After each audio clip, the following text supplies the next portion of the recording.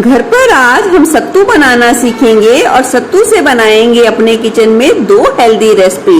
अब गर्मियों में थकान, कमजोरी और आलस बिल्कुल भी नहीं होगा, मिलेगी तुरंत ताजगी और ठंडक। तो चलिए बढ़ते हैं रेसिपी की तरफ।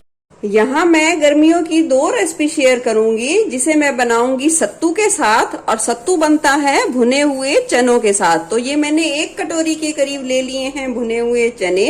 अब हम इसे डाल देंगे एक प्लेट में और इसे हाथों की मदद से इस तरीके से रगड़ देंगे। रगड़ने से क्या होगा, इसका छिलका बिल्कुल ही अलग हो जाएगा और जो चने हैं वो हमें मिल जाएंगे।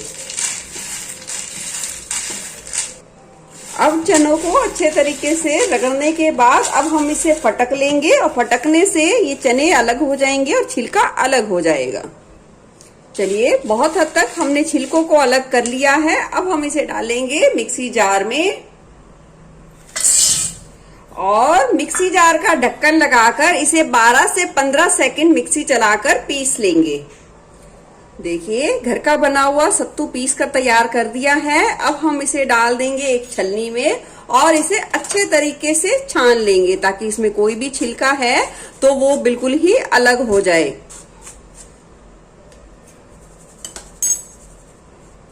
चलिए, घर पर ही हमने बिल्कुल हेल्दी तरीके से सत्तू तैयार कर लिया है और इस सत्तू से ही हम बनाएंगे दो हेल्दी रेसिपी।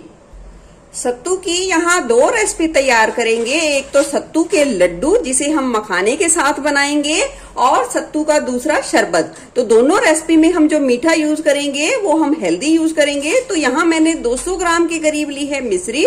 मिश्री को थोड़ा सा बेलन से तोड़ लेंगे और फिर मिक्सी जार में डालकर पीस करेंगे और जरूरत के हिसाब से हम उसे इस्तेमाल करेंगे।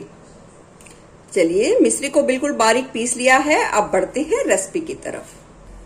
पहले हम लड्डू बना के तैयार करेंगे। तो हम कढ़ाई में डालेंगे 1 कटोरी के करीब मखाने और गैस की फ्लेम कर देंगे लो टू मीडियम और मखानों को कुरकुरा होने तक भून लेंगे। मखानों में बहुत ज्यादा कैल्शियम होता है, तो ये अपने आप में बहुत ज्यादा हेल्दी है और हमें किसी भी मौसम में इसे अपनी डाइट में शामिल करना चाहिए।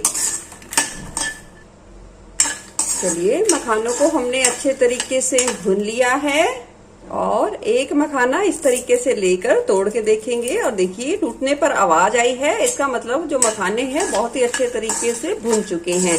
अब इसे भी थोड़ा सा ठंडा करके और मिक्सी जार में डालकर पीस लेंगे। अब हमने फिर से कढ़ाई चढ़ा दी है गैस पर। डाल देंगे हम 1.5 बड़ा चम्मच के करीब घी और उसे पिघलने देंगे। घी जैसे ही थोड़ा सा पिघलेगा, हम इसमें डाल देंगे ये तैयार किया हुआ सत्तू और गैस की फ्लेम को लो पर ही रखेंगे और सत्तू को सिर्फ हम लो फ्लेम पे 2 से 3 मिनट के लिए ही भुनेंगे, क्योंकि ये ऑलरेडी भुना हुआ है। क्योंकि जो सत्तू बनाया जाता है भुने हुए चनों से बनाया जाता है, तो इसे ज्यादा पकाने की जरूरत बिल्कुल भी नहीं है। तो 2 मिनट के ही लगभग हम भुनेंगे, ताकि इसमें अच्छी खुशबू आ जाए और जो लड्डू का टेस्ट आएगा वो बहुत ही ज्यादा बढ़िया आएगा। यहाँ मैंने 1 मीडियम कटोरी के करीब लिया है सत्तू। चलिए, सत्तू को हमने घी में भून लिया है 2 मिनट के करीब और डाल दिए हैं ये भुने हुए मखाने और इसे भी हम अच्छे तरीके से मिला देंगे। जो मखाने हमने भून के पीस के तैयार किए हैं उसे हमने डाल दिया है और अच्छे तरीके से मिला देंगे। ये देखिए, दोनों बहुत ज्यादा हेल्दी चीजें हैं और इन दोनों को मिलाकर खाया जाए तो फायदे इसके डबल क्या कई गुना बढ़ जाएंगे। और सत्तू की तसीर आपको पता है बहुत ज्यादा ठंडी होती है और इसमें बहुत ज्यादा मात्रा में प्रोटीन होता है।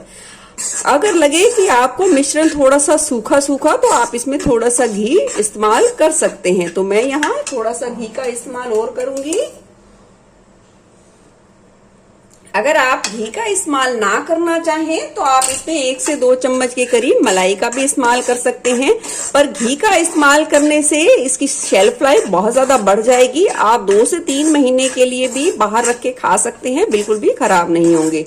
तो चलिए, अब गैस की फ्लेम कर देते हैं बंद और लड्डू के इस मिश्रण को थोड़ा ठंडा होने के लिए छोड़ देंगे।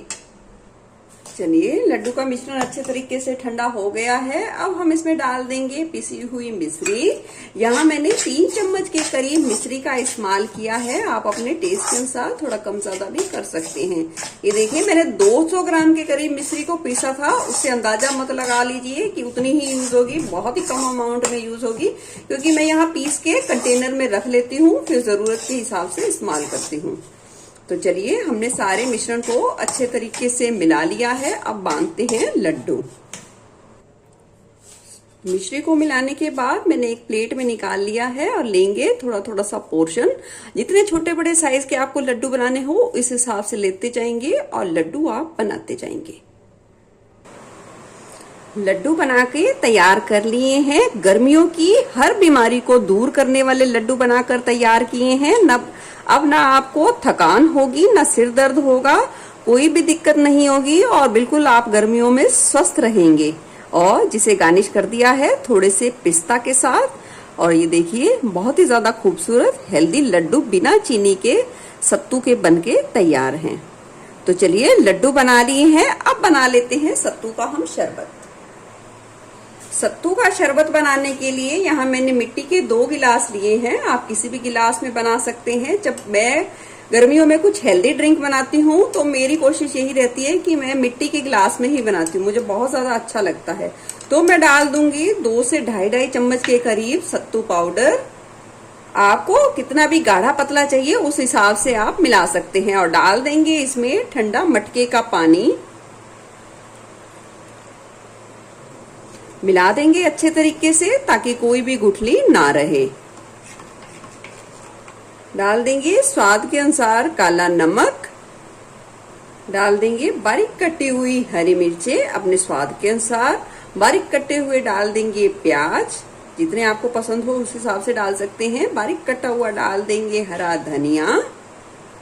डाल देंगे स्वाद के अनुसार नींबू का रस। डाल देंगे थोड़ी सी बर्फ।